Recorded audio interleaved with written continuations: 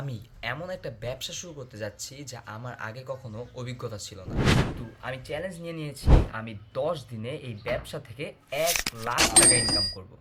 কি প্রোডাক্ট আমার কোনো জানা নাই, আমি কখনো এই প্রোডাক্ট নিয়ে কাজ করি নাই, আমার আশেপাশে আমার কোনো ধারণা নাই এই প্রোডাক্টের ব্যাপারে। ইনফ্যাক্ট আমি যে ফার্স্ট মেমো বানাইতেছি এইটাও আরেকজনের নামে, আরেকজনের নাম দিয়ে আমি ওটা নিয়ে আসতেছি। তো বুঝতেই পারতেছেন কতটা রিস্কি ব্যাপার স্যাপার, আবার তার উপরে মাসের শেষ, যার ফলে ডাউনফল খুবই রিস্ক। ধরতে পারেন 60%, কিন্তু আমি তাও রিস্ক নিচ্ছি। ব্যবসা মানে রিস্ক, আর রিস্ক যদি না নেই তাহলে বড় কীভাবে হবে।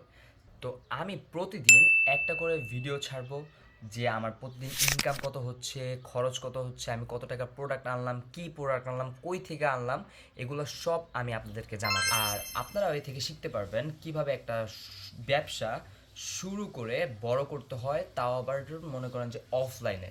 বর্তমান অনলাইন যুগ, সবাই অনলাইনে ব্যবসা করে, কিন্তু অফলাইনে এত সুন্দরভাবে ব্যবসা করেও টাকা ইনকাম করা যায়, তাও আবার এত পরিমাণ, সেটাও আপনারা জানবেন।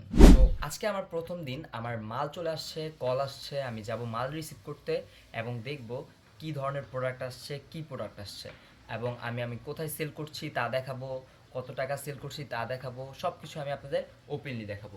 চলুন দেখা যাক কি হয়।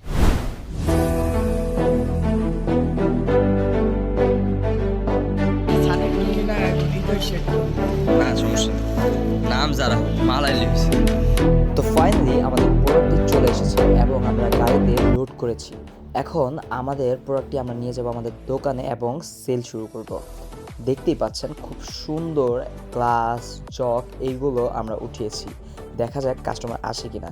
দেখতে দেখতে আমাদের প্রথম কাস্টমারও চলে এসেছে। হ্যাঁ, এটা আমাদের প্রথম কাস্টমার ছিল এবং তার কাছে আমরা সেল করেছি। এরকম সেল করার পর বলেন তো কত টাকা ইনকাম করেছি? 8,000 টাকা। হ্যাঁ, প্রথম দিনই আমরা ইনকাম করেছি 8,000 টাকা। কিন্তু দ্বিতীয় দিন আমাদের ভালো যায়নি। কেন তা দ্বিতীয় ভিডিও দেখলেই বুঝবেন এবং আপনারাও জানতে পারবেন।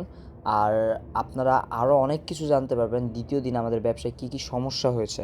তো তা জানতে চোখ রাখুন আমাদের এই চ্যালেঞ্জের সিরিজে।